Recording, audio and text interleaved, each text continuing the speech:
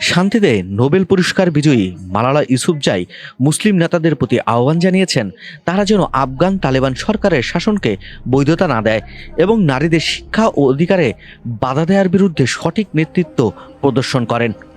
গেল রবিবার পাকিস্তানের রাজধানী ইসলামাবাদে মুসলিম দেশগুলোর মেয়েদের শিক্ষা বিষয়ক এক সম্মেলনে তিনি এই আহ্বান জানান। মালালা বলেন, তাদের বৈধতা দেবেন না। মুসলিম নেতাদের এখনই সময় নিজেদের কণ্ঠ উচ্চারণ করার, ক্ষমতা প্রয়োগ করার, সঠিক নেতৃত্ব দেখানোর, প্রকৃত ইসলাম প্রদর্শনের। 2 দিনের এই সম্মেলনে মুসলিম বিশ্বের ডজনখানেক দেশের মন্ত্রী, শিক্ষা খাতের কর্মকর্তারা অংশগ্রহণ করেছেন। সম্মেলনটি মুসলিম ওয়ার্ল্ড লীগের সহযোগিতায় অনুষ্ঠিত হয়েছিল। 2021 সালে আফগানিস্তানে ক্ষমতায় ফিরে আসার পর তালেবান সরকার কঠোর শরিয়া আইন প্রয়োগ করে। এই কঠোরতাকে জাতিসংঘ লিঙ্গ বৈষম্য হিসেবে অভিহিত করেছিল।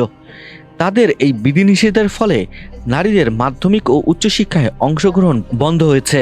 অনেক সরকারি চাকরি থেকেও তারা বঞ্চিত হয়েছেন। পাকিস্তানের শিক্ষামন্ত্রী খালিদ মকবুল সিদ্দিকী বলেছেন, তালেবান সরকারকে সম্মেলনে আমন্ত্রণ জানানো হলেও তারা উপস্থিত হয়নি। মালালা বলেন, সরাসরি বলতে গেলে তালেবান নারীদের মানুষ হিসেবে গণ্য করে না। তারা অপরাধগুলোকে সাংস্কৃতিক ও ধর্মীয় যুক্তিতে আড়াল করার চেষ্টা করে।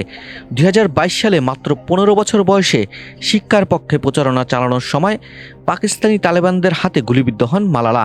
পরবর্তীতে 2014 সালে তিনি নোবেল শান্তি পুরস্কার ভূষিত হন এবং তখন থেকে তিনি বিশ্বব্যাপী নারীদের শিক্ষার অধিকারের জন্য একজন সক্রিয় কর্মী হিসেবে কাজ করছেন।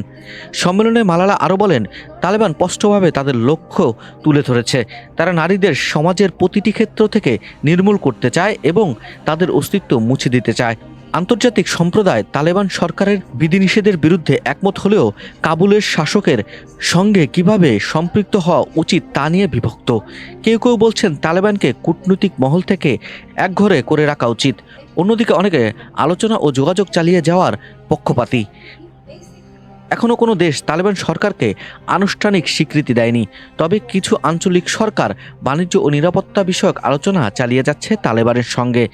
মালালার এসব বক্তব্যের পর সোশ্যাল মিডিয়ায় এবং সামাজিক যোগাযোগ মাধ্যমে ব্যাপক প্রতিক্রিয়া সৃষ্টি হয়েছে।